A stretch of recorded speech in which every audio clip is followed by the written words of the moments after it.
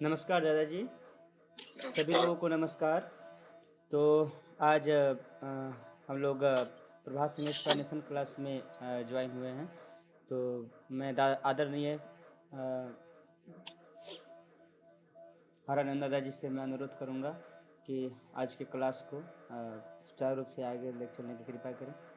तो सभी को नमस्कार। और दादाजी प्लीज़ आप क्लास को शुरू करें। नमस्कार दादा, मुझे लगता है कि अभी 10 से भी कम लोग हैं। थोड़ा एक और भजन सुना जाए आपका क्या? अच्छा दादाजी, ठीक करवा देता क्योंकि हूँ। आज देख रहा हूँ कि कितने लोग हैं आपके। मुझे तो वही 9-10 लोग दिख रहे हैं। One minute.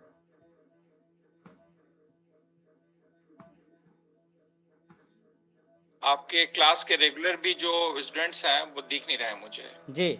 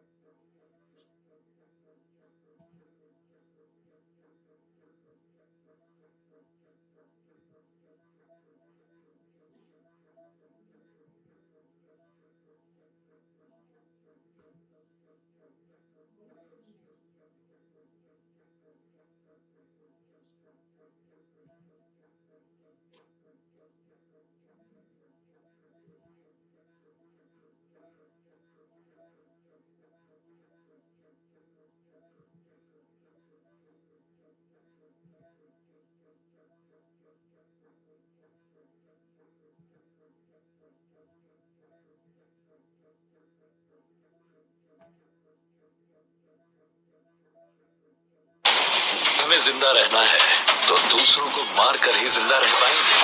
आओ बैठ कर बात करते हैं। ये बात तो फोन पे भी हो सकती थी, लेकिन फिर मैं तुम्हें चेकआउट कैसे मत पिघला के मारी।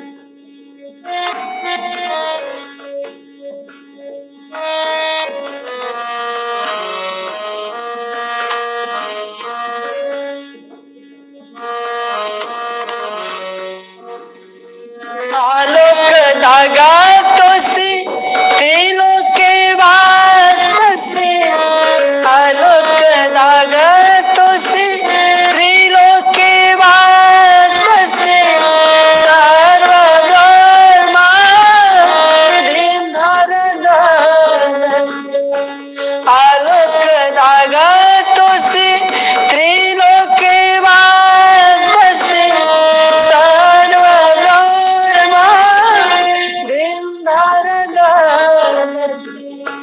आदि देवा सनातन शाश्वत पुरातन आदि देवा सनातन शाश्वत पुरातन नमस्ते प्रभु शुभते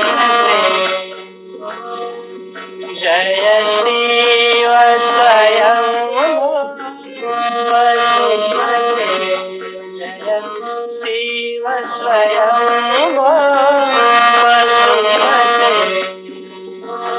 आदिश्वर नदी नूजते सर्वादि साक्षी वेदांते जय शिव स्वयं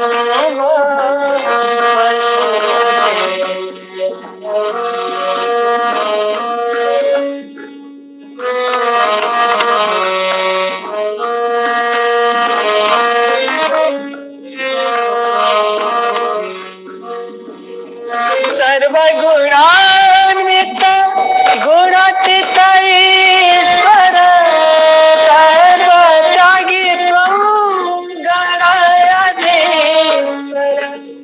सर्वगुणान्वित गुणातीत ईश्वर सर्वत्यागी त्वं गणाधीश्वर कालया कलयसि सुमधुर कालया कलयसि सुमधुर सर्वलोकाभर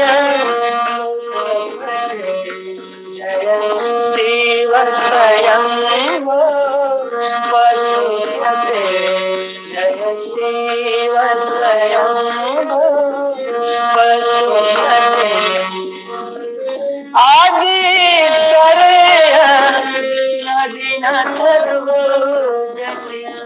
आदिश्वर नदीनाथ तुझते सर्वादि साक्षी सर्वादि साक्षी जय शिव स्वयं वसुमते जय शिव स्वयं वसुमते आदिश्वर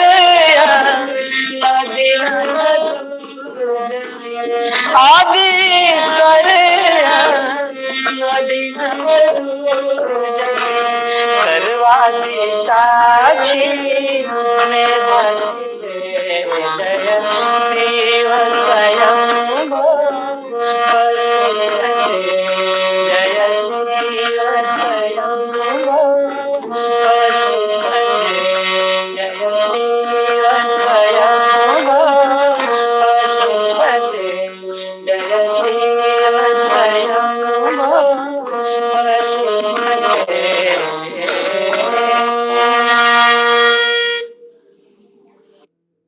क्या आप हर बार MS एक्सेल का फॉर्मूला भूल जाते हो? हर बार जब MS एक्सेल के अंदर फॉर्मूला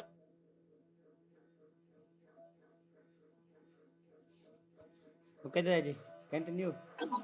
हाँ, यस, थैंक यू। ओके। आज का जो विषय है वो एकांत का यात्रा वृत्तांत, यानी मनुष्य अक्सर जिंदगी में किसी न किसी मोड़ पर स्वयं को बहुत अकेला महसूस करता है और इस अकेलेपन से बाहर निकलने की कोशिश भी करता है वो हमेशा।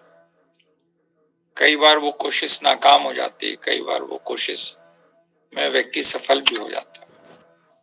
ये ये अकेलापन जो है ये मूलतः पूंजीवादी व्यवस्था की देन है। वो इसलिए कि पहले जो गांव की पारिवारिक व्यवस्था थी उसमें व्यक्ति सबके साथ रहता था, जॉइंट फैमिली होती थी, संयुक्त परिवार में सब एक साथ रहते थे और परिवार की अपनी रौनक रहती थी। अब शहरों में लोग आ गए, शहरीकरण का दौर बढ़ गया और उसके कई कारण हम सभी जानते हैं, पढ़ाई लिखाई और शहर की सुविधाएं, बहुत से कारण हैं। और लेकिन शहरों में ये हुआ कि न्यूक्लियर फैमिली होने लगी और लोग अकेले अकेले रहने लगे। इसमें अकेलेपन के कई दौर हो सकते हैं। कई बार जीवन में उतार चढ़ाव हो तो भी अकेलापन महसूस हो सकता है। कई बार ऐसा भी होता है कि भीड़ में रहकर भी आदमी खुद को अकेला महसूस करता है। जो एक शायर ने कहा भी है कि हर तरफ हर जगह बेशुमार आदमी, फिर भी तन्हाइयों का शिकार आदमी। और आगे वो कहता है कि सुबह से शाम तक बोझ ढोता हुआ, अपनी ही लाश का खुद मजार आदमी। तो ये स्थिति जो है वो शहरी सभ्यता की देन है, पूंजीवादी व्यवस्था की देन है, जिसमें आदमी सिमट गया है। कार्ल मार्क्स ने भी जब पूंजीवाद का विश्लेषण किया तो ये बात कही थी कि समाज में ये जो ज्यों-ज्यों पूंजी बढ़ेगी और धनी और गरीब के बीच का फासला बढ़ेगा तो ये एकांत वास भी बढ़ेगा और एकांत की अपनी दिक्कतें भी बढ़ेंगी। अब इसमें देखा जाए कि साधक और आम आदमी में क्या फर्क है। We have to appreciate this कि एक आम आदमी है वो एकांत में जाकर के परेशान हो जाता है। जैसा कि हम सभी जानते हैं कि यूनाइटेड स्टेट्स ऑफ अमेरिका में लोनलीनेस को, एकाकीपन को एक नेशनल पैंडेमिक घोषित किया गया है और इसके लिए सरकार अलग से कार्रवाई कर रही है। लोग अकेलेपन का शिकार होके और डिप्रेशन में चले जा रहे हैं और ट्रॉमा में चले जा रहे हैं। बहुत सी मानसिक समस्याएं खड़ी हो जा रही हैं, मानसिक बीमारियां आ रही हैं इसके चलते। अब इसको प्रभात संगीत में दो ढंग से समझाया गया है। एक तो बाबा ने स्पष्ट रूप से कहा है कि देखो जी, ये पूंजीवादी सभ्यता की देन है और अब सवाल ये उठता है कि एक आम आदमी जिसके सामने कोई लक्ष्य नहीं है, कोई मंजिल नहीं है और उसके पास कोई एक जीवन जीने की पद्धति नहीं है, तो वो एक इसी चुनौती को अलग ढंग से लेता है। He pushes himself or herself in a corner। और एक साधक जो है वो इसको इस रूप में चुनौती को लेता है कि एकांत जो है वो एकाकीपन नहीं है, वो सॉलिट्यूड है, लोनलीनेस नहीं है। इस बात को समझ लेना पड़ेगा। ये प्रभात संगीत में इस बात को बहुत स्पष्ट कहा गया है कि एकाकीपन और अकेले रहना दो अलग चीजें हैं। सॉलिट्यूड एक पॉजिटिव रिसोर्स है। एक अकेले हैं, आपके पास समय है, लेजर है, तो आप उस रिसोर्स को अच्छे ढंग से, स्वीकारात्मक ढंग से आप यूज कर सकते हैं। लेकिन अगर आप सॉलिट्यूड को लोनलीनेस समझकर आगे बढ़ रहे हैं तो उसमें बड़ी समस्याएं खड़ी होती हैं और हो रही हैं। पूरी दुनिया में ये समस्या खड़ी हो गई है। खासकर कोविड के पैंडेमिक के दौर में ये अकेलेपन की समस्या बहुत गहरी थी। लोग सिमट गए थे घरों में, अपनी वो मजबूरियां थी, सिमटना पड़ा। लेकिन उससे बहुत तरह के लोगों में मानसिक विकार आने लगे। तो बाबा ने कहा कि देखो, इस बात को समझना पड़ेगा कि तुम सॉलिट्यूड को एक पॉजिटिव रिसोर्स के रूप में यूज करना चाह रहे हो या एक नेगेटिव माइक्रोवाइटा के रूप में उसको झेल रहे हो। तो ये आदमी के दृष्टिकोण पर है कि वेदर ही और she wants to use solitude as a positive resource, positive microvita, और solitude as a negative microvita जो और धीरे धीरे मेलनकोलिया की तरफ ढकेल करके आदमी को डिप्रेशन में ढकेल देगा, और फिर डिप्रेशन से आगे बात बढ़ते बढ़ते हम जानते हैं कि सारी दुनिया में आत्महत्याएं किस तरफ बढ़ी हैं। तो वो एक खतरनाक रास्ता है, और ये एक दूसरा रास्ता है कि समय है तो उसका उपयोग कैसे किया जाए। अब ये परिस्थिति जो है कैसे बनती है, एक गीत देखें जो जयपुर में उन्होंने दिया था 1340, उसमें वो कहते हैं कि ईंट और पत्थर के स्तूप में मेरा मन दफन हो गया है और मैं गहरे कुएं में धंस गया हूं। ईंट पत्थरेर स्तूपे मौंजे आमार तौलिए गए छे, बिल्कुल नीचे चला गया है गहन अंधकूपे, एक अंधे कुएं में।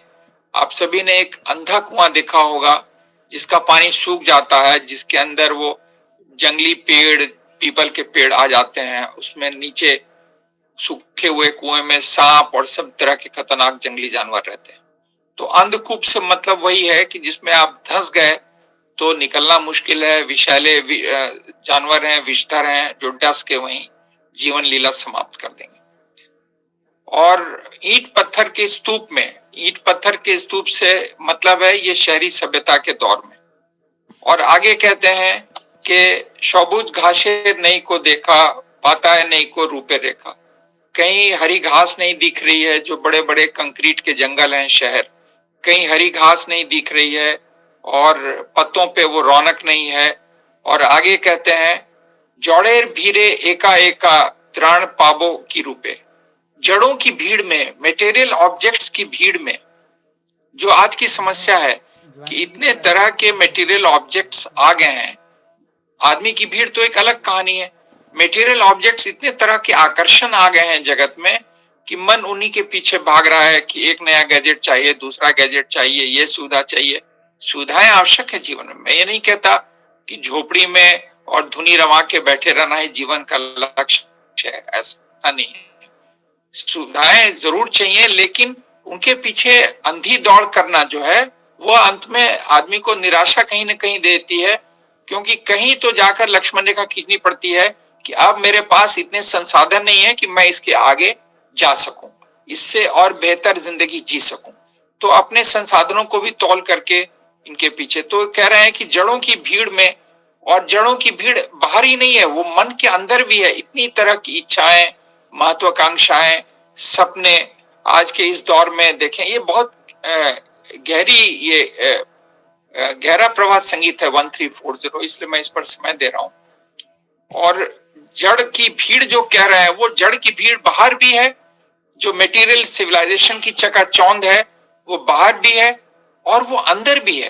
अंदर वो मन क्यों जड़ीभूत हो जाता है, क्योंकि इतनी तरह की इच्छाएं पनप गई हैं, इतने तरह के सपने कि हम भी जानते हैं जो सपना देखते हैं कि ये सारे सपने पूरे नहीं होंगे, और 2 सपने सच होंगे तो 8 सपने सच नहीं होंगे। तो इसमें गहरी निराशा मिलती है कि मैंने ये सोचा था लेकिन ये नहीं हुआ। खैर, आगे कहते हैं मानुष चौले जंत्र समान, मनुष्य तो अब मनुष्य रहा ही नहीं, मशीन की तरह चल रहा है जीवन में। जैसे मशीन अंधाधुंध चलती है, ऑन किया ऑफ किया, उसमें बेजान मशीन। और कहते हैं कि अर्थोपार्जन मंत्रोमान, और धन कमाना जो है वो जीवन का सबसे बड़ा मंत्र बन गया। This is what 1340 says. कृत्रिमतार खेलाना, ये देखिए बड़ी गहरी बात इन्होंने कही है कि there are so many forms of artificiality in life. Artificiality in life means hypocrisy in life, जो कहते हैं कि मनसा वाचा कर्मणा, एक तारतम्यता होनी चाहिए। ये व्यक्ति समझता है कि ऑब्जेक्टिव वर्ल्ड में जो आदमी सोच रहा है और जो बोल रहा है और जो कर रहा है उसमें फासले आएंगे, लेकिन ऐसा नहीं हो कि बिल्कुल ही उल्टी चले गाड़ी, तो उसमें कठिनाई होती है। आदमी अपने ही अंदर बिखरने लगता है, क्योंकि वो फिर कुछ सोच रहा है, कुछ बोल रहा है, कुछ कर रहा है, अंत में वो कंफ्यूजन में भ्रांति आती है, बहुत गहरी भ्रांति की यातना, जो उन्होंने एक प्रभात संगीत में कहा है कि भटकते रहने की का अपना टॉर्चर है। वो टॉर्चर भी हर आदमी कभी न कभी महसूस करता है जब जगत के पीछे दौड़ता है। और कहते हैं लास्ट में, even almighty accepts that it is very difficult to change the whole system.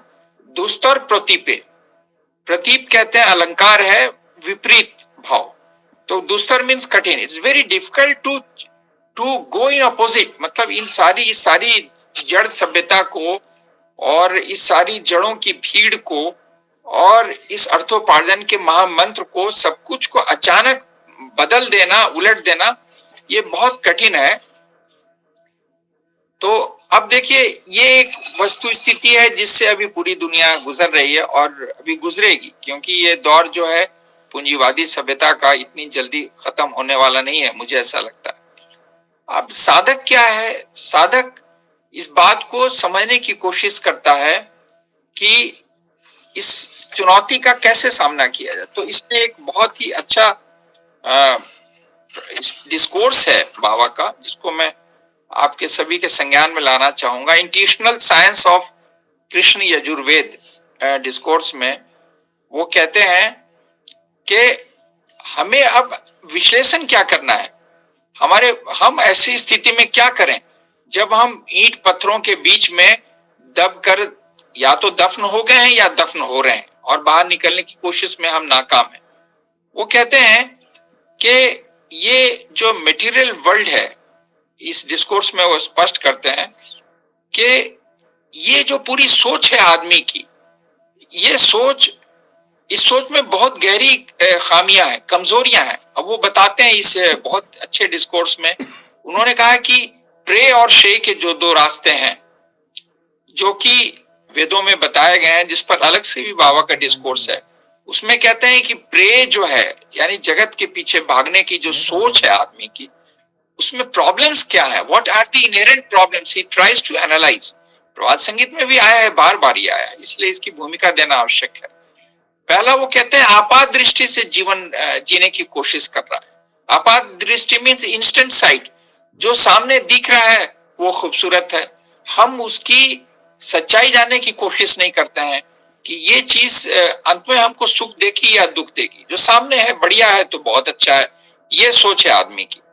दूसरा वे कहते हैं कि वो व्यवस्था जो है, वो चीजें ऐसी सुविधाएं दे रही हैं जिससे आपको तत्काल बहुत खुशी मिल रही है, बहुत फील गुड फैक्टर जिसको कहते हैं कि नहीं बहुत अच्छा है, बहुत बढ़िया लग रहा है.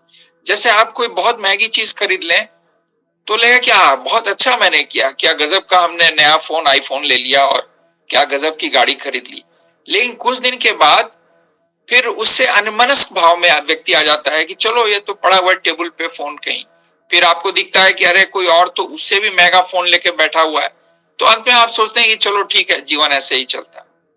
फिर वो कहते हैं कि ये कमजोर लोगों के लिए आसान रास्ता है, क्योंकि कमजोर लोग जो हैं, जो पूरी तरह सोच नहीं पाते हैं, अपनी परिस्थिति का विश्लेषण नहीं कर पाते हैं, वो यही रास्ता पकड़ लेते हैं. आप मान लीजिए किसी नेशनल हाईवे पर चल रहे हो या किसी हाईवे पर चल रहे हो, वहां पे किसी ऐसे पॉइंट पे पहुंचे जहां से दो रास्ते निकलते हो. एक रास्ता जो है आपको बहुत खूबसूरत लग रहा है, सड़क भी अच्छी है और रंगीन वो गुलमोहर के पेड़, लाल पीले गुलमोहर के पेड़ फूलों से सजे हुए हैं, वो रास्ता. और दूसरा रास्ता थोड़ा सा अटपटा सा है और कुछ रास नहीं आ रहा है, सड़क वैसी अच्छी नहीं है और सीनरी भी वैसी अच्छी नहीं है. तो स्वाभाविक रूप से आदमी उस सड़क की ओर जाता है जहां गुलमोहर के फूल आपको बुला रहे हैं. लेकिन वो गुलमोहर के फूल आपको कहाँ पहुंचाएंगे ये आपको पता नहीं है. आप आपात दृष्टि से उस सड़क पर चलते हैं और अंत में पता चलता है कि वो तो आगे बहुत बड़ी गहरी खाई है उसमें, फिर आप वापस लौटते हैं. तो जगत के रास्ते भी यही है. आप थोड़ी दूर का सफर तो बहुत अच्छा लगता है, उसके बाद व्यक्ति थक कर सोचता है कि no it's time I should go back, क्योंकि इसमें कुछ मिलना नहीं. चौथी बात वो कहते हैं, इस तरह की जो सोच है व्यक्ति की, जो जगत की ओर भागने की मन की जो सोच है, वो कहते हैं कि इससे करोड़ों करोड़ समस्याओं को आदमी निमंत्रण दे देता है. वी आर इनवाइटिंग, कहते हैं मिलियन फोल्ड ट्रबल्स, ये शब्द उन्होंने यूज किया है. They are source of million fold troubles. इतनी समस्याएं आप दावत उनको दे रहे हैं जो समझ में नहीं आती हैं कि हम किधर जा रहे हैं. तो ये बताने वाला कोई नहीं है, ये स्वयं तारक ब्रह्म आके बता सकते हैं या कोई श्रेष्ठ आचार्य आपको बता सकते हैं कि ये रास्ता नहीं, ये सही रास्ता है। और आगे कहते हैं कि ये जो रास्ता है जगत की ओर भागने का, देखो जी, ये मूलतः it is dominated by animal instinct. ये पाश्विक प्रवृत्ति से डोमिनेटेड है, मतलब उसका वर्चस्व है मन पर, इसीलिए आदमी उस रास्ते पे भाग रहा है। तो ये मैंने समराइज किया जो प्रे पर अपने डिस्कोर्स में उन्होंने कहा है कि जगत की ओर जाओ तो ये 5-6 बिंदु समझ के सोच के बढ़ो। और ये नहीं कहते हैं, वो तो कभी भी उन्होंने ऐसा नहीं कहा कि ब्रह्म सत्यम जगत मिथ्या। उन्होंने कहा कि यस, जगत भी जो है आपेक्षिक सत्य है, आनंद सूत्र में कहा, लेकिन be on guard, be on guard, ये सोच समझ के जाओ कि ये हाईवे किधर जा रहा है। मालूम है तो ठीक है, आगे बढ़ो, सावधानी से बढ़ो। तो यही फर्क है एक भक्त में और एक आम व्यक्ति में, कि उसकी सोचने की शक्ति इतनी विकसित नहीं हो पाती है। वो दौड़ता है, भागता रहता है, keeps running after Mirages and Mirages, after ambitions and dreams and what not. तो भक्त क्या है, वो मुड़ता है, वो सोचता है कि नहीं, ये ट्रांजिएंट प्लेजर तो हमें देगा, क्षणिक सुख जो तो हमें देगा, लेकिन शाश्वत सुख इसमें नहीं मिलेगा। और बाबा ने एक बड़ी खूबसूरत बात कही है कि देखो जी, इस बात को समझ लो, सुख की प्राप्ति जब होगी तो ये दुख भी उसी स्पीड के साथ वापस लौटेगा, पेंडुलम की तरह। कि अगर पेंडुलम 6 से 3 पर गया तो वो उसकी स्वाभाविक रफ्तार है कि लौट के वो 9 पर जाएगा। तो कुछ इस ढंग से उन्होंने एक्सप्लेन किया है कि तुम समझ नहीं पाते हो कि बहुत अधिक सुख की तलाश है, लेकिन दुख फिर वापस स्विंग करके आ जाएगा। इसलिए बोले कि ये, इसलिए समभाव में रहो। और जो भगवत गीता में भगवान कृष्ण ने अर्जुन को कहा कि स्थित प्रज्ञ बनो, न सुख में बहुत सुखी रहो, न दुख में दुखी रहो, पेंडुलम की तरह 6 पर रहो, क्योंकि इधर उधर दोनों तरफ जाओगे तो लौट के वापस 6 पर ही आना है। तो अब देखिए, एक प्रभात संगीत है, अब वो हाईवे जो बदलता सा नजर आ रहा है। तो अब भक्त ये सोचता है कि नहीं, इसमें तो भाई अब हमें ईश्वर की तलाश तो करनी है, मतलब I have to move towards the world. जो बाबा ने ऑब्जेक्टिव एडजस्टमेंट की बात कही कि सब्जेक्टिव अप्रोच तो होना चाहिए, बट ऑब्जेक्टिव एडजस्टमेंट भी होना चाहिए। तो अब सब्जेक्टिविटी की तरफ जाने की कोशिश कर रहा है साधक के लिए भी बड़ी चुनौती है, जगत में रहकर जगत से मुंह मोड़ना या उससे बेतकल्लुफ होकर जीना। It's very difficult to achieve it, very easy to say and explain it, but very difficult to achieve it, क्योंकि इतने तरह के आकर्षण, खिंचाव, सपने रहते हैं, घेर के रहते हैं, और उन्हीं के बंधन में आदमी जकड़ा रहता है। एक सपना छोड़ता है तब तक दूसरा सपना गले में वो सांप की तरह लटक जाता है। I am sorry to use this word, but it happens with everybody. Now let's look at 249। अब ये भक्त कह रहा है कि हो गया, बहुत हो गया, now no running after such mirages. अब कहते हैं कि तुम्हारा इंतजार है, तुम पुकार लो, तुम्हारा इंतजार है, जो सुना होगा आपने। अब कहते हैं 249 में, तुम्हारी आशा पौत चाहिया आछी जे आमी, सुनिले ना मोर कथा एकोनो आशिया तुम्हें। मैं तो तुम्हारे रास्ते के इंतजार में बैठा था और तुमने मेरी बात भी नहीं सुनी और तुम आए भी नहीं। आज के हिया मोमो बरसा के तो की समो। कहते हैं कि मेरा हृदय तो आज बरसात में केतकी के उस फूल की तरह है जो सुगंध फैलाकर जिसकी सुगंध बिखर रही है, और मैं अकेला, ये हवा भी आज अकेली है, विजय ने बताशे, हवा भी अकेली है आज। सुरभि भेषे चले चौरा चौरे नभ नीले, झरा परागेर व्यथा सुनिबे ना को। मैंने जो फूलों, जिस फूल से इस बारिश में पराग धुल गया, उसकी पीड़ा तुम क्या नहीं सुनोगे? बताओ, तुम बताओ। तो this is the approach and this should be the approach of any साधक।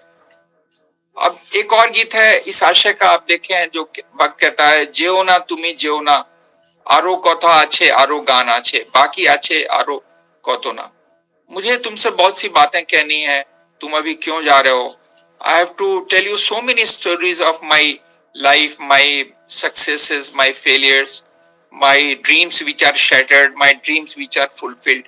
तो आगे कहते हैं, आकाशेर कोने ईशाने बिजोने, बिजली डाकीछे हमारे, आकाश के किसी सुदूर कोने से वो बिजली चमक रही है, मुझे बुला रही है। ओंकारे रो तो अशनी नियो तो त्रस्त तो करी थे। देखिए, ये जो आसमान की बिजली चमक रही है और उसके साथ गरज भी रही है बिजली, आवाज आती है साथ में, सभी जानते हैं, और उससे मैं बहुत भयभीत हूं। अब ये जो प्रतीक है, ये प्रतीक है कि आंधी तूफान तो हर जगह आना है, लेकिन उसमें कौन साथ खड़ा है वो प्रश्न बहुत महत्वपूर्ण है। थाको मोर काछे मोर मोनो माचे, एका मोरे फैले देखो ना। कहते हैं कि मुझे इस वक्त अकेले मत छोड़ो जब आसमान की में बिजली कौंद रही है और ये गरज रहा है सब कुछ आसमान, मुझे अकेले मत छोड़ो। हराए गियाचे शौब की चूम और आज के झोटी का रात। देखिए, इस बरसात की रात में मेरा सब कुछ धुल गया, मेरे फूल में जो खुशबू थी वो चली गई, पराग धुल गया, और जो खुशबू हवाओं में तैर रही थी वो भी ये बारिश लेकर के चली गई।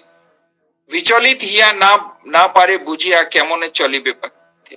मैं आज इतना परेशान हूं कि मैं नहीं समझ पा रहा हूं कि इस राह पे मैं कैसे चलूं। इस राह पे, जो राह मैंने खुद चुनी है, तो ये कठिन है। अध्यात्म की राह जो है ये साधक के लिए बहुत कठिन है, और हर साधक कभी न कभी ये महसूस करता है कि ये राह इतनी कठिन है कि क्या कब तक चलें इस राह पे, और क्यों चलें। बहुत सारे सवाल उठते हैं मन में, फिर भी आदमी लगा रहता है, क्योंकि उसका आकर्षण उसको, मनुष्य को खींचता रहता है कि नहीं तुम आओ, मेरी तरफ आओ।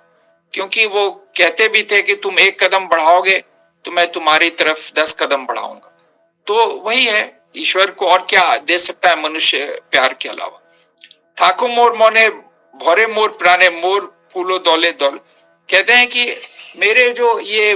मेरी जो फूल की पत्तियां, या फूल की जो पत्तियां ही कहेंगे, वो जो टूट कर इस बारिश में बिखर गए हैं, अब कम से कम इतना तो करो कि इनको पैर से रौंद के मत जाओ। ये तो पहले से ही जमीन में बिखरे पड़े हैं। इस तेज बारिश ने, तूफानी बारिश ने मेरे पास जो फूल था, मैं एक फूल की तरह खिल रहा था, वो सब बिखर गया। अब कम से कम इतनी कृपा करो कि इनको पैरों से रौंद के मत जाओ, इतना रहम करो। एक और गीत देखें 650, उसमें कहते हैं, आशा नीये पौतचे बौशे आछी दीवारोती, तुम्हारे इंतजार में मैं दिन रात बैठा हूं। और फिर नींबू नींबू दीपालो के भौरा बुके नीति नीति, थोड़ी हल्की सी रोशनी में मैं तुम्हारे इंतजार में बैठा हूं। और अब भक्त समझ रहा है इस बात को, तुम ही छाड़ा केबा बोलो बाशीते जाने गो भालो।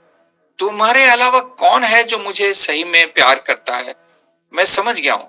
तुम ही जे धौरा रालो ताई ते जे सोनाई मोरमो की थी। इसलिए तुमसे हृदय की बात कह रहा हूं, मर्म की पीड़ा सुना रहा हूं, कि मैं जानता हूं कि तुम्हारे अलावा मुझे प्यार करने वाला कोई नहीं है, देयर इज नोबडी।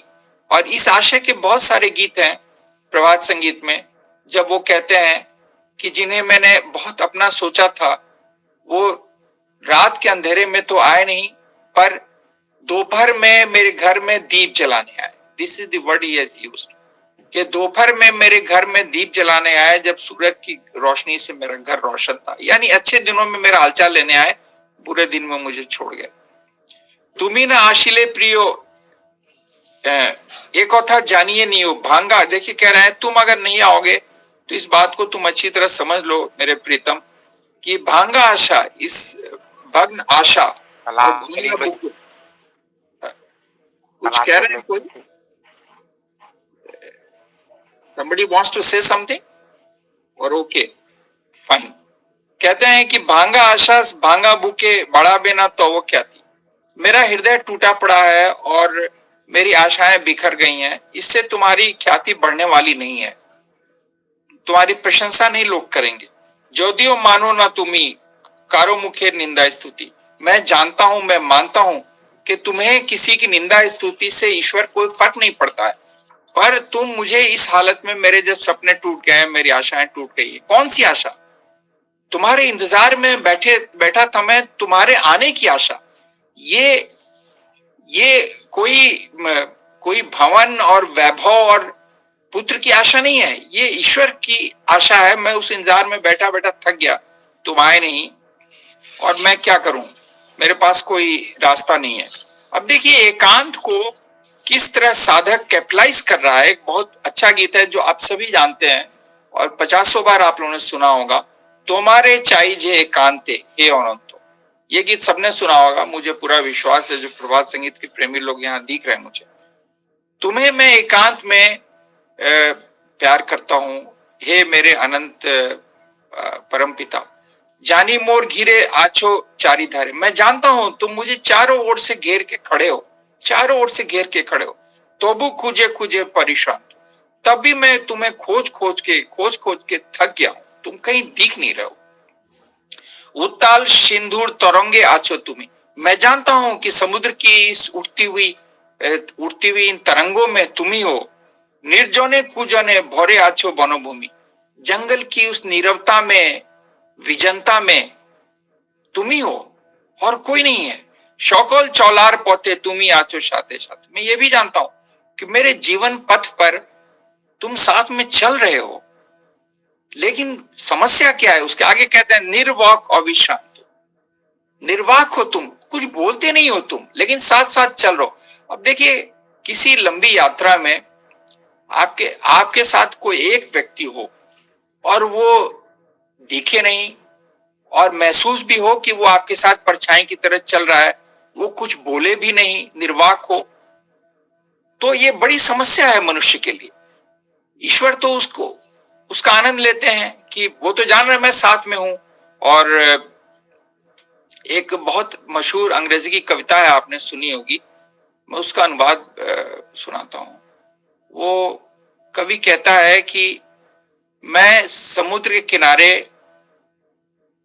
अकेला चल रहा था और जब रेत में मेरे पांव जलने लगे तो मैंने तुम्हें याद किया कि समुद्र के किनारे अब इस गर्म रेत में मेरे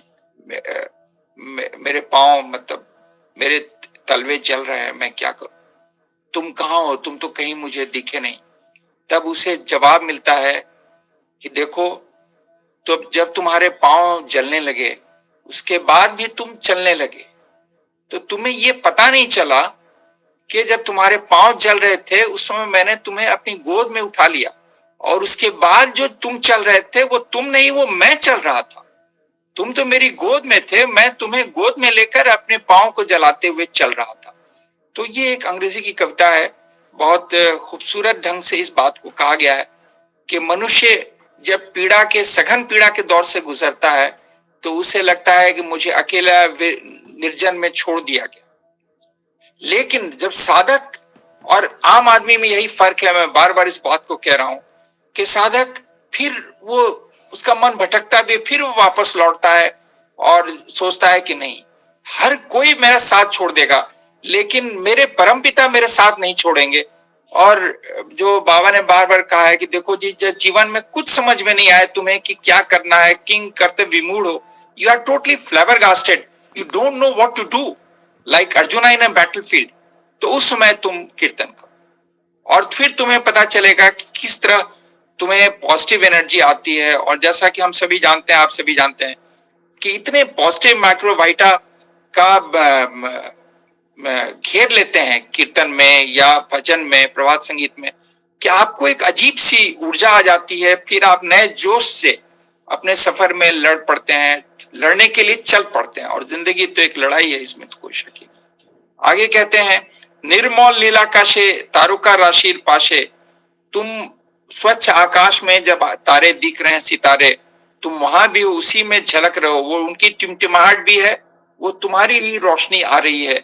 वनो उपवने कुसुमेर मधु निर्जा से, निर्यास कहते हैं खुशबू को, फूल की मीठी खुशबू में भी तुम ही हो और कौन हो सकता है। मैं जानता हूं सकल जानार माझे सब अजानार पाशे, in everything that I know and everything that I do not know. दुनिया में जो बाबा ने कहा है कि देखो जी, ये जो विजिबल वर्ल्ड है, it's a very small fraction of the invisible world.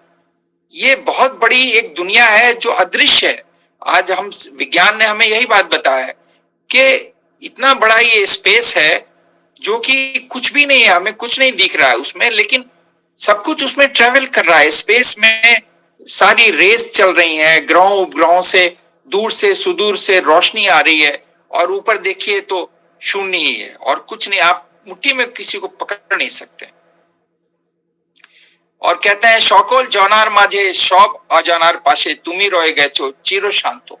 तुम चुपचाप चिर शांत अवस्था में इन सब के साथ तुम ही हो, सितारों की झिलमिल रोशनी में हो, फूलों की खुशबू में हो, वन के एक किसी जंगल की निर्जनता में हो। जंगल में ऐसे बहुत से इलाके हैं जब सिर्फ पेड़ और पौधे मिलेंगे और कोई व्यक्ति नहीं मिलेगा। हर व्यक्ति जंगल में कभी न कभी जाकर इस बात का अनुभव कर चुका होता है।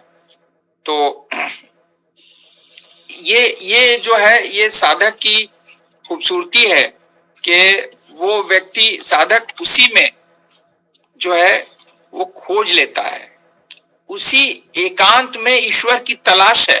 और इस बात को प्रभात संगीत में बार बार कहा गया है कि एकांत से किसी को घबराने की आवश्यकता नहीं है।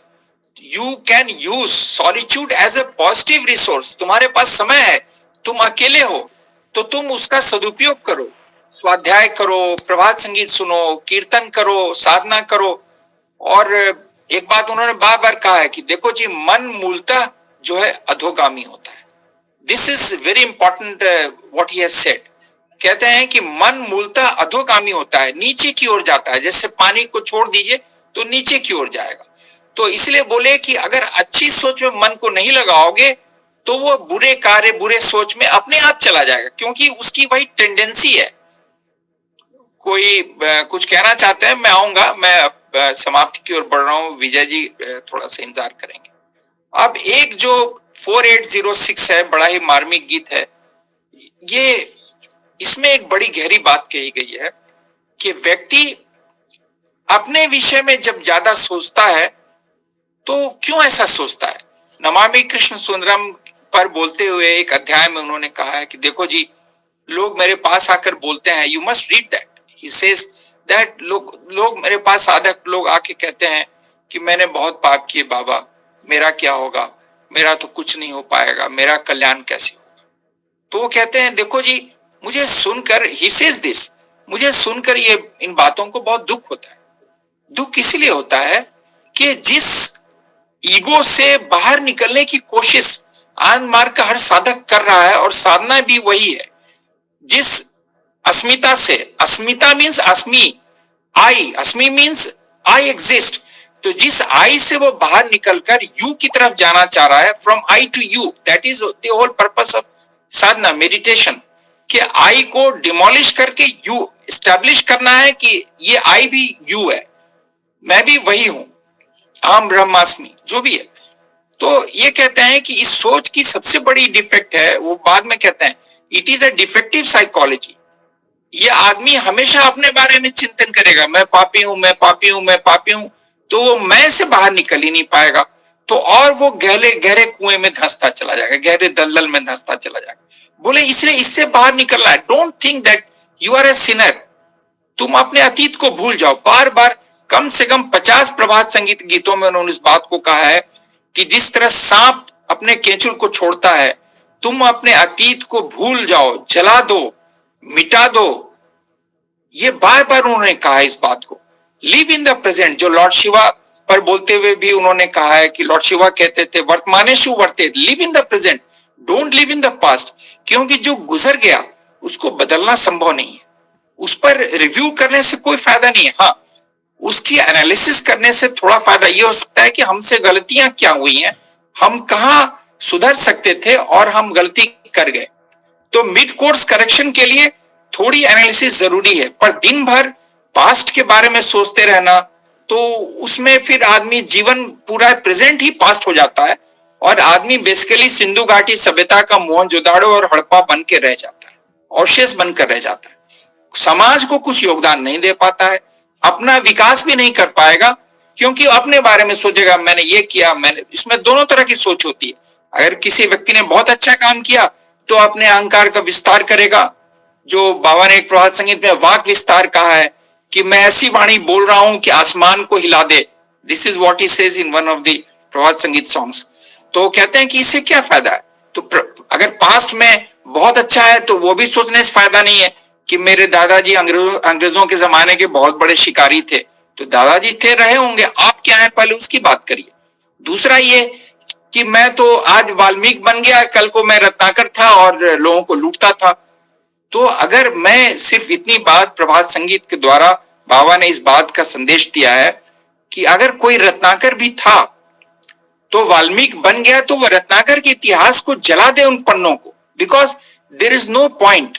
और जो एक प्रोवर्ब है इंग्लिश का कि every saint has a past and every sinner has a future, this is very important. Every saint has a past, हर जो महान व्यक्ति है, सेंट है, उसका भी एक अतीत हो सकता है, और अतीत उतना खूबसूरत स्वर्णिम नहीं भी हो सकता, but every sinner has a future. जो आज किसी पाप कर्म में उलझ के आया, अपने संस्कारों से, अपनी प्रवृत्तियों से, प्रोपेंसिटीज घसीट के ले आई हैं, परिस्थितियों से बहुत सारी बात हो सकती है। कई बार आदमी परिस्थितियों में घिर कर गलत काम करता है, उससे निकल कर वो सुधर जाता है। इसलिए कहते भी हैं कि व्यक्ति बुरा नहीं होता है, उसकी परिस्थितियां बुरी हो सकती हैं। तो now I have explained this because I want to quote the last song which I have thought to be explained before you today, that is 4806। इसमें वो कहते हैं, बंधु आमार अधिक जागा घूमे, ओ मेरे बंधु तुम बहुत सो लिए, अधिक जागा घूमे, अब उठो। तुम घूमे मीन्स नींद, तुमने बहुत गहरी नींद ले ली, लंबी दीर्घ निद्रा ले ली, अब तुम इस नींद से उठो। अब ये नींद कैसी, आगे बताते हैं। और कहते हैं कि देखो, भोरेर पाखी उठ लो डाकी, ये सुबह का पक्षी तुम्हें पुकार रहा है। मैंने महसूस किया है, आप लोगों ने महसूस किया होगा कि सुबह जब आप प्रभात संगीत करें तो कई बार कोई एक पक्षी बोलकर निकल जाएगा, आपको जगा करके चला जाएगा। वो पक्षी कोई साधारण पक्षी नहीं होता है, वो उसी का कोई दूत होता है जो आपको कोई पैगाम देके चला जाता है कि देखो मैं भी उठ गया हूं, तुम भी उठ जाओ। भोरेर पाखी उठ लो डाकी, मौनेर कानेर भूमे। अब ये पक्षी जो है वो बाहर नहीं गूंज रहा है, उसका कलरव बाहर नहीं है, मन के कानन की भूमि में, यानी मन का जो विशाल कानन है, बगीचा है, उसके भीतर से पक्षी बोल रहा है। क्या बोल रहा है कि उठो, बहुत सो लिए तुम, अब सुबह हो गई। सोनार आलो लागलो प्राणे, ये सुबह की रोशनी जो है वो मेरे प्राणों का स्पर्श कर रही है। ये सुबह की रोशनी मीन्स, ये सुबह की रोशनी वो भी है जो सुबह दिखती है, पर ये रोशनी वो नहीं है, ये रोशनी वो है जो प्राणों का स्पर्श कर रही है। ये सुबह की रोशनी वो है कि जगत की भीड़ से, मोह की निद्रा से उठो और देखो, तुम्हारे साथ, तुम्हारे सामने, तुम्हारे हर पल तुम्हें घेर कर तुम्हारा प्रीतम खड़ा है।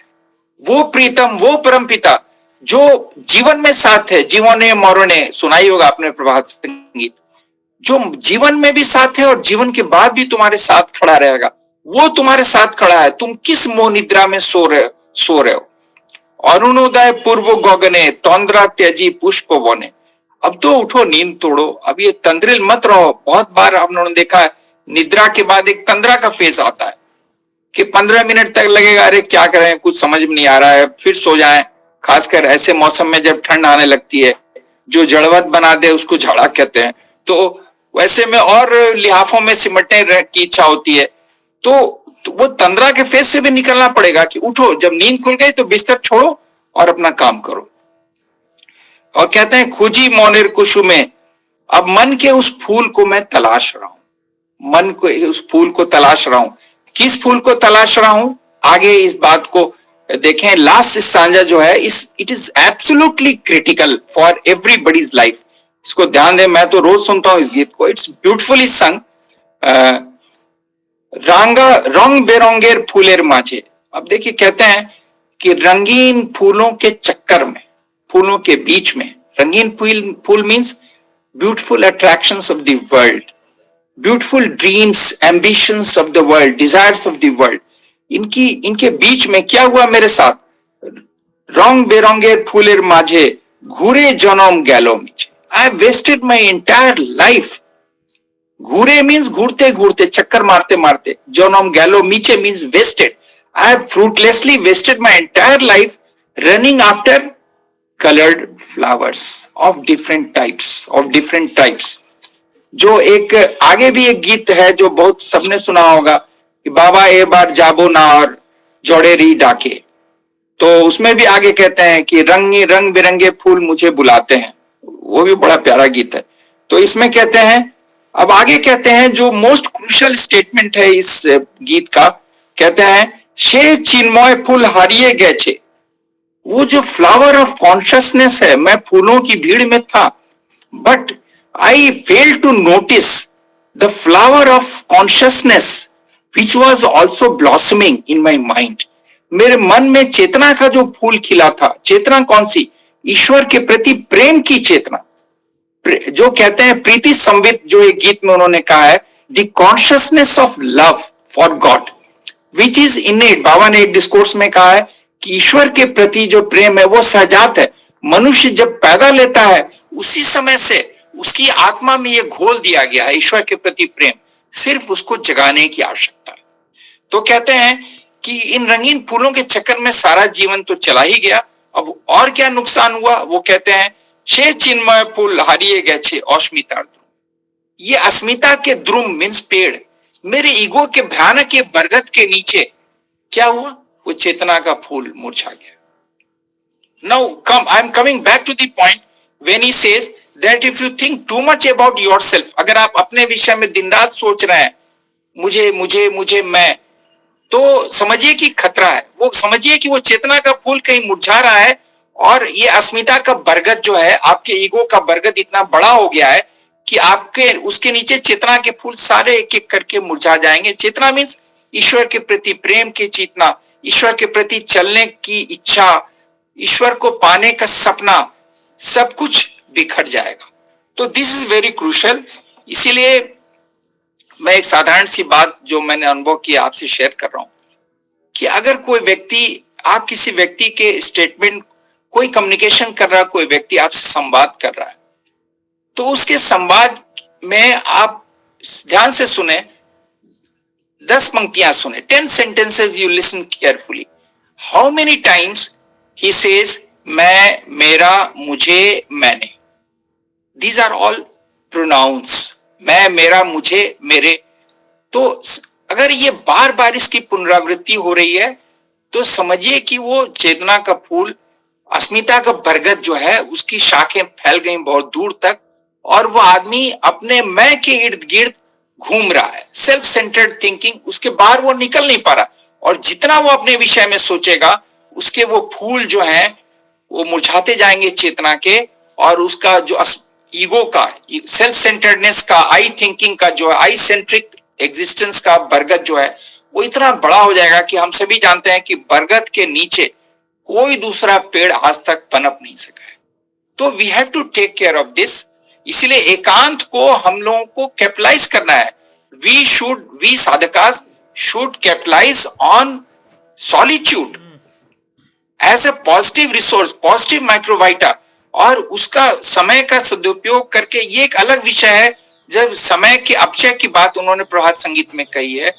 जीवन की हर परत को उन्होंने प्रभात संगीत में बार बार उधेड़ा है कि तुम इसको भी देखो, इसको भी देखो। बार बार उन्होंने कहा है कि समय और अपनी ऊर्जा का अपव्यय मत करो, don't waste your time and resource. और इसी को आप देखेंगे कि प्रौत में बार बार कहा गया, जो कि प्रौत वाले प्रभात संगीत से अपने को जोड़कर देखें तो उनको समझ में आएगा, जो कहते हैं maximum utilization of all psychic resources. This is one of the terms that is used in one of the sutras of PROUT. Maximum utilization of all resources. मनुष्य के पास सबसे बड़ा रिसोर्स क्या है? उसके मन की ऊर्जा। Mind is the biggest resource. जानवर और मनुष्य में यही फर्क है कि मनुष्य के पास विकसित मन है जो जानवर के पास नहीं है। वो इंस्टिंक्ट से काम करता है, उसका कोड डिफाइंड है। गाय को अगर घास खाना है तो घास खाएगी, बाघ को मांस खाना है तो बाघ मांस नहीं खाएगा। तो उसका कोड ऑफ कंडक्ट डिफाइंड है, वो उसके बाहर नहीं जा सकता है क्योंकि उसको दिमागी नहीं। मनुष्य क्या है? घास भी खाएगा, मांस भी खाएगा, कुछ और भी खा लेगा, चूहे, मेढक, सांप, बिच्छू सब खाता है आदमी। और अजगर भी खाता है, बंदर भी खाता है। न जाने आप अफ्रीका में जाएं तो अजगर, पाइथन जो है वो मुख्य अतिथि को सर्व किया जाता है। तो लोग भी सब तरह के हैं दुनिया में, रंग बिरंगे लोग हैं, खैर वो अलग बात है। तो साधक हमेशा समय का सदुपयोग करता है, और सदुपयोग इस मानी में कि उसमें कुछ अच्छा काम करेगा, कुछ स्वाध्याय अच्छा करेगा, क्योंकि स्वाध्याय की भी बहुत कमी हो गई है। ये तो सब लोग महसूस करते हैं कि सुनना आसान है और पढ़ना कठिन है, क्योंकि पढ़ने में धैर्य चाहिए, आपको कहीं बैठना होगा कुर्सी टेबल पे, समय चाहिए, आंखों पे जोर चाहिए, बहुत कुछ चाहिए। पढ़ना आप कोई नहीं चाहता है, सब फोन के सहारे सब ज्ञान हासिल करना चाहते हैं, which is a great limitation that technology has imposed on us.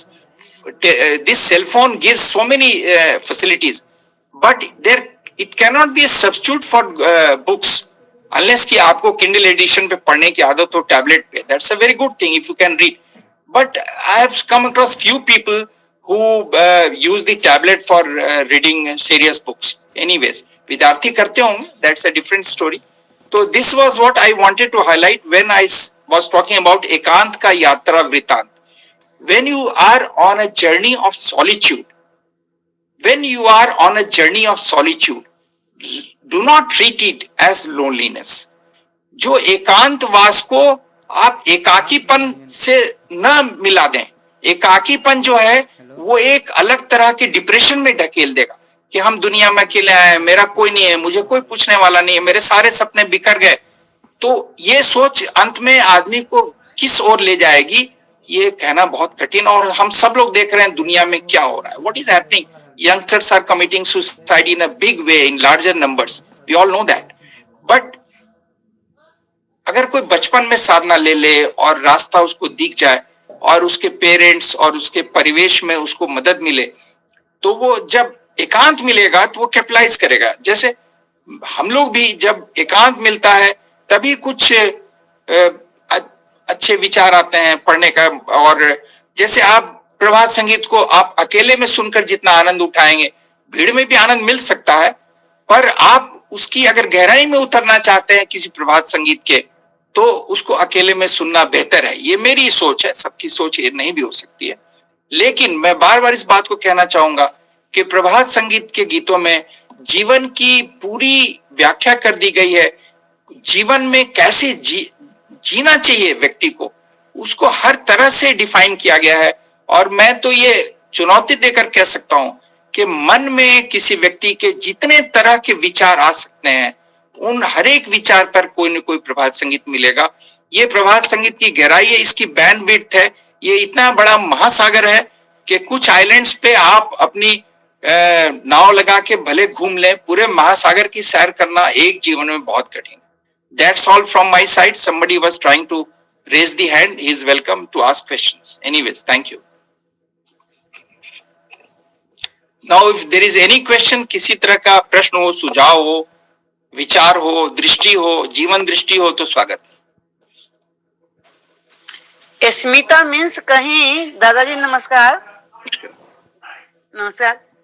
Smita means कहीं होता है पहचान, और स्मिता मीन्स आप तो बोले जो घमंड के बारे में बोले। देखिए, हाँ देखिए, अस्मिता का नेगेटिव डायमेंशन दीदी ज्यादा है, और अस्मिता बहुत लिमिटेड अर्थ में अच्छे ढंग से यूज की जाती है। खासकर पोएट्री में अस्मिता जो है वो अच्छे इसका अच्छा कॉनोटेशन नहीं है। तो बल्कि पहचान के लिए पहचान शब्द बेहतर है। और हम सभी जानते हैं कि उर्दू, अरबी और फारसी के शब्दों से प्रभात संगीत भी भरा हुआ है। बाबा ने कभी ऐसी तौबा नहीं की कि हम संस्कृत के शब्दों का ही प्रयोग करेंगे। और भरे पड़े हैं गीत, मुसाफिर आगे बढ़ते जाना, और तमाम कम से कम 100 गीत हैं जिसमें अरबी, और ऐसे थे शब्द बांग्ला के भी गीत में, पौथेर हदीश कोई जाने ना, केहू जाने ना। पथ का ग्रामर है, पथ का जो नियम है, हदीस कहते हैं इस्लाम में जो उनका कोड ऑफ कंडक्ट के रूल्स हैं। तो पौथेर हदीश केहू जाने ना कहते हैं कि रास्ते के जो नियम है वो कोई समझ नहीं पाएगा, क्योंकि रास्ता मैंने बनाया, मैं जानता हूं। तो इसलिए दीदी पहचान शब्द का प्रयोग बेहतर है। अस्मिता बाबा ने खासकर प्रभात संगीत में पॉजिटिव अर्थ में एक जगह भी यूज नहीं किया। जी ईगो प्राइड के अर्थ में इस शब्द का प्रयोग ज्यादा किया गया है। आप एक और गीत देखें 643 में देखें, उसमें भी शब्द का उसी ढंग से आमी तो तुम्हारे, वो बहुत बहुत प्यारा गीत है 643 और बड़ी जबरदस्त आवाज में गाया गया। उसमें भी कहते हैं कि अस्मिता और इसके कंबाइंड इफेक्ट से मैं तो बर्बाद हो गया। You listen to 643, it's a lovely song on this issue of ego.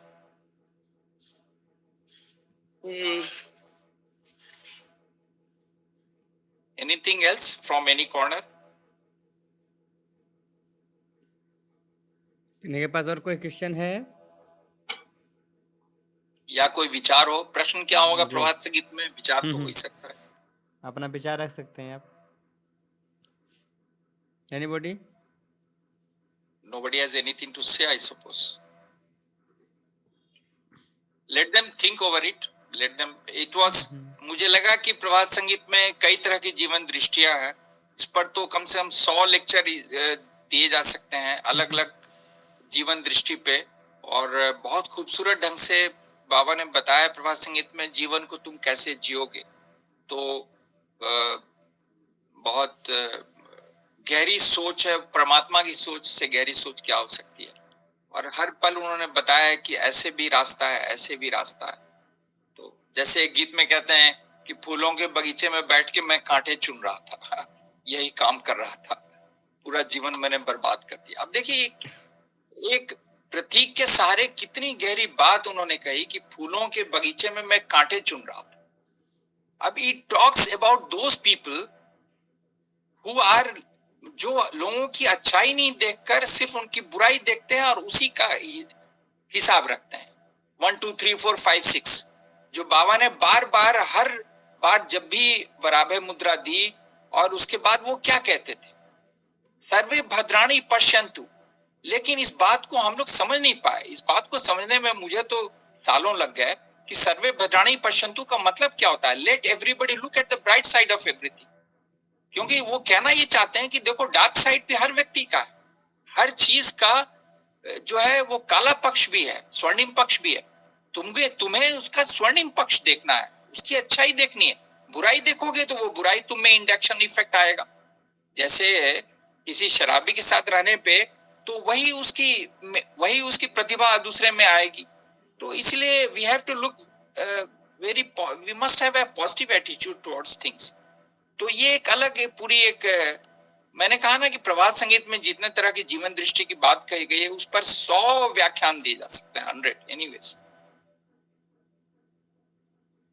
तो if there is no comment from anybody, should we wind up दादा टुडे? ओके दादा। क्या आज समापन की प्रक्रिया को पूरा किया जाए? बिल्कुल बिल्कुल, आपकी इच्छा को। दादा आप नहीं, हाँ, मेरी इच्छा नहीं, जी। ये सामूहिक, ये जो सामूहिक शांति मैं देख रहा हूँ इस जी, मंच पर, जी, इस जी। डिजिटल प्लेटफॉर्म पे। एक दीदी ने कुछ अपनी टिप्पणी दी, बहुत जी। अच्छी बात कही। इसके बाद ये सामूहिक शांति है तो इससे निबंध का उपसंहार किया जाना चाहिए। कुछ लोग इसे नाम बोलते हैं, उन लोग हो सकता है अपना व्यक्त करेंगे, क्योंकि नहीं, बिना बोले ये लोग कुछ। हाँ, किसी दादा ने हाथ उठाया था लेकिन मैं उसमें रुक नहीं पाया क्योंकि मैं ओके। विषय पर चल रहा था। तो अच्छा अच्छा। शायद विजय जी ने हाथ उठाया था। Vijay ji, do have anything to ask? Vijay दादाजी माइक अनम्यूट कीजिए। I think you had raised your hand, I suppose, if I'm not wrong. Okay. Shanti Suman दीदी, आज का जो क्लास हुआ उसके बारे में कुछ बोल सकती हैं आप? अपना विचार रख सकती हैं उसके रिलेटेड?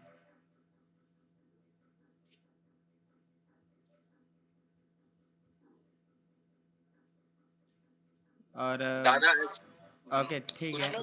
हाँ बोलिए। हेलो, नमस्कार दादा। नमस्ते। इसमें क्या बोले? नमस्कार दादा। इसके भाव में तो इतना हम लोग विभोर हो जाते हैं और बाबा का प्रभात संगीत को सुनते सुनते इतना मुग्ध हो जाते हैं जो क्वेश्चन की तो नाम ही नहीं रहता है। क्या क्वेश्चन इसमें कर सकते हैं? बाबा भाव में तो क्या नहीं बाबा दिए हैं, क्या नहीं बोले हैं, हर चीज पे बोले हैं। इसलिए दादा, जो दीदी आप कुछ कह रही थी और शायद जी हाँ सुन रहे हाँ, हैं। नमस्कार जी, आपकी बात समाप्त हो गई है तो मैं आगे बढ़ूं। नमस्कार दादाजी। यही मैं बता रही थी, मैं बोल रही थी जो ये तो अवर्णनीय है, इसका वर्णन नहीं है। प्रभात संगीत के बारे में आपने बताया कि महान सागर, वास्तव में महान सागर है ना। और जो लोग जितने गहराई से देखेंगे, प्रभात संगीत को सुनेंगे और समझेंगे, उतना चीज ही उतना ही मतलब उन्हें तृप्ति मिलेगी या उतना ही ज्ञान प्राप्त करेंगे, या ज्ञान नहीं अध्यात्म में वो गोता लगाएंगे। तो वही बात है, इसका तो दादाजी वर्णन नहीं है, बाबा की दी हुई चीज है। बाबा ने क्या नहीं दिया, छोटी से छोटी चीजें और बड़ी से बड़ी बातें, और ने सबको इसमें पिरो दिया है और सब सुन के मुग्ध हो जाते हैं। दीदी बोली तो इसमें, और आप दादाजी बताते हैं इतना सुंदर से व्याख्या, बाबा सुन के मुग्ध हो जाते हैं हम लोग। हाँ, इसलिए शांत वातावरण रहता है। नहीं, मैं समझ रहा हूँ, मैं समझता हूँ इस बात को। मैं स्वयं प्रभात संगीत सुनने के बाद मुझे भी कुछ बोलने की इच्छा नहीं होती है, तो लेकिन अब मैंने एक दायित्व लिया है कि प्रभात संगीत को सबके जनमानस तक पहुंचाया जाए, लोग समझें इसकी गहराई को और जीवन से किस तरह जुड़ा हुआ है प्रभात संगीत, वो समझे। मैं ये नहीं चाहता कि सिर्फ हिंदी के 2 4 10 20 गीत गाकर पूरी कहानी को खत्म किया जाए। तो ज्योतिष्मान दादा, कोई आप वो गीत आपको याद होगा, बाबा ए बार जागो ना आठ जोड़ेरी टाके? हाँ बिल्कुल बिल्कुल दादाजी। अरे ये सुनाइए, ये तो आज उसी थीम पर बात हो रही थी। ठीक, हाँ, नमस्कार दादाजी। अगर इसको मैं गा देता हूँ लास्ट में, है ना। हाँ, तो मेरे ख्याल से अब हाँ, एक चंदो एक तो एक दीदी हैं, जी हो जी, सकता है वो कुछ विचार व्यक्त करें। तो अद्वया तो दीदी, प्लीज। अद्वया दीदी माइक अनम्यूट कीजिए। अद्वया दीदी, मेरी आवाज़ अगर आ रही है तो माइक अनम्यूट कीजिए प्लीज़।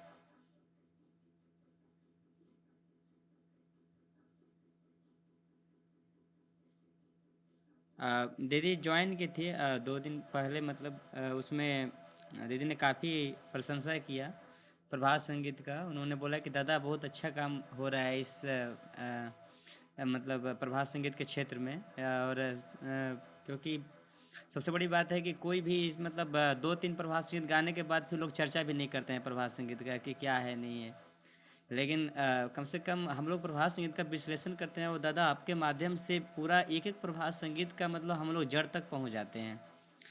कुछ तो ऐसे प्रभात संगीत हैं जिसके बारे में हम लोग को तो उसका मतलब पता भी नहीं है कि कहाँ से शुरू करें और कहाँ पर अंत होगा उसका, और क्या उसका एक्सप्लेनेशन होगा।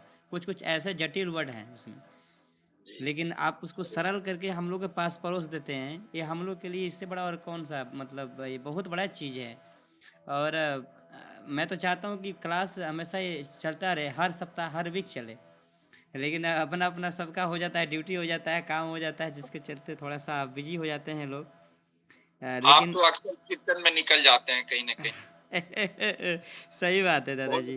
बहुत अच्छा है, बहुत सही काम है, कोई बात नहीं, उसमें सोचने की बात नहीं। इसमें सबसे बड़ी बात है ना कि हम लोगों को, सबको, जितने भी लोग हैं, जो भी अगर समय है तो इसमें जुड़ करके कम से कम उस चीज़ पर हम लोग चर्चा कर सकते हैं। प्रभात संगीत से रिलेटेड बहुत सारे ऐसे चीज़ हैं जिसके बारे में अपना विचार लोग रख सकते हैं कि क्योंकि प्रभात संगीत अभी ऐसा चीज़ है ना जो कि आदमी के अंदर, जैसे मतलब बहुत सारे ऐसे चीज़ें हैं जो कि उनको कुछ पता नहीं है। जैसे बहुत सारे लोग ऐसे हैं कि किताब भी पढ़ना नहीं चाहते हैं, ज़्यादा लोग किताब नहीं पढ़ना चाहते हैं। तो प्रभात संगीत अगर लोग गाएं और उसका बस मीनिंग खाली समझ करके और उस पर खाली चर्चा करें, तो हमको लगता है कि आधा से अधिक किताब का सारा चीज़ इसमें आ जाएगा। आनंद बहुत वाचतम नितम कुछ खंड मैंने पढ़ा था, देखा मैंने तक उसका आधा से अधिक चीज़ें जो है वो एक्सप्लेनेशन में आ जा रहा है, उसमें बहुत सारा चीज़ें मैं जो है। दादा, मैं तो ये कहूंगा कि जी मैं वर्षों से प्रभात संगीत पढ़ रहा हूँ, सुन रहा हूँ, समझने की कोशिश कर रहा हूँ, और बाबा का पूरा ही दर्शन इसमें समाहित है।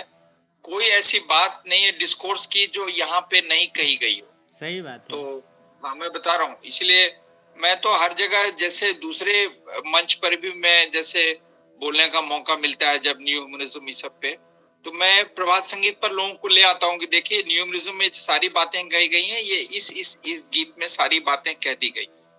तो बाबा ने कुछ छोड़ा नहीं है, अपने दर्शन की सारी बात को इसमें डाल दिया है। वही है कि उसमें विशाल ये बगीचा है तो फूलों को थोड़ा सा चुनना पड़ता है, ये बात सही है।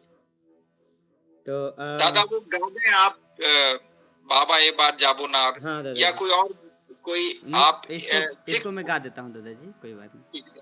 या 643 याद हो तो गा दें। अभी मैं इसको निकाल लिया हूँ, बाबा एबर जाबो ना। हाँ ठीक, गो अहेड। नमस्कार सभी को। बाबा ये बार जाबो ना, बाबा ये बार जाबो ना, जोड़ेरी डाके, बाबा ये बार जाबो ना, जोड़ेरी डाके, रंग बिरंगे खेलना आशा, रंग बिरंगे खेलना आशा, डाके आमाके, जोड़ेरी डाके, केऊ बतारा में घेरा, केऊ बचांदेर आलोय हारा, केऊ बतारा में घेरा, केऊ बचांदेर आलोय हारा,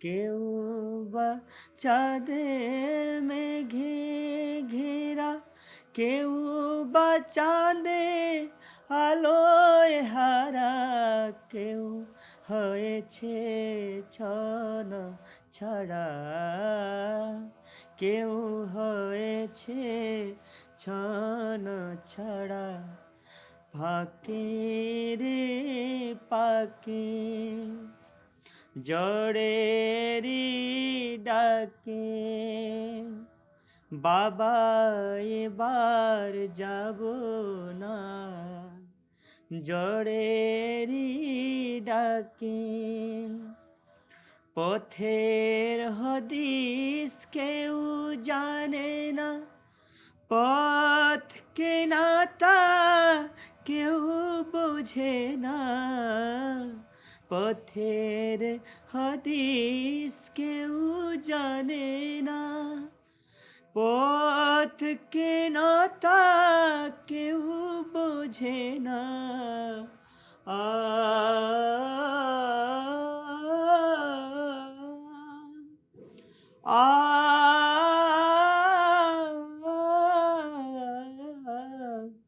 পথের হদিস কেউ জানে না, পথ কেন তা কেউ বোঝে না, কাটার ভয়ে কেউ চলে না, কাটার ভয়ে কেউ চলে না, নিজেরই লক্ষ্যে জড়েরি ডাকে,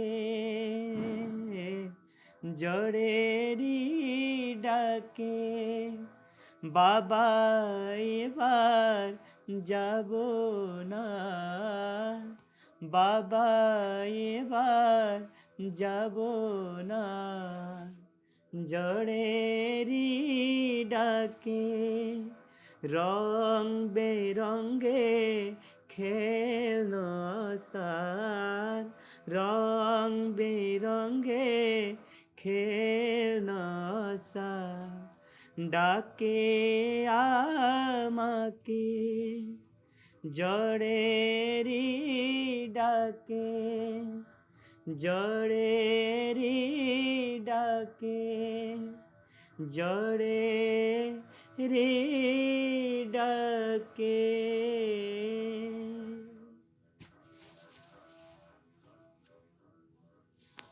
धन्यवाद दादाजी।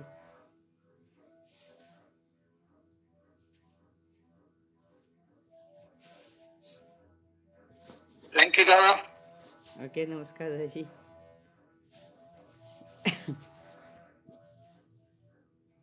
Okay, thank you so much सभी को।